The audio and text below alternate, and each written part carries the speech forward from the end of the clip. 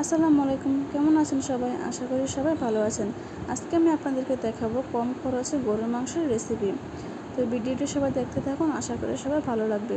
তো মাংসের জন্য আমি এখানে নিয়েছি আদা রসুন বাটা, জিরার গুঁড়া, ধনিয়ার গুঁড়া, হলুদের গুঁড়া, গরম মশলার গুঁড়া, তেজপাতা, লবণ। তো সবগুলো মশলা আমি এখানে দিয়ে দিয়েছি। তার সাথে দিয়েছি শুকনো মরিচ বাটা, টমেটো সস, তেল, পেঁয়াজ কুচি।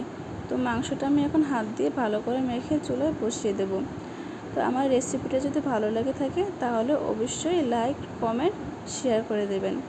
আপনারা ভিডিওটা দেখতে থাকুন, আশা করি সবার ভালো লাগবে। তো মাংসটা আমি কিছুক্ষণ কষিয়ে নিয়েছি।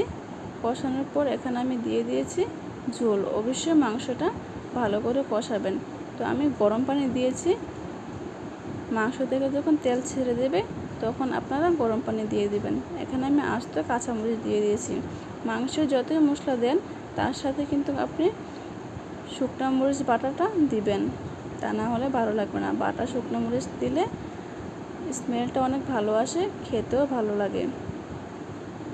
তো আপনারা দেখুন কালারটা কি সুন্দর এসেছে।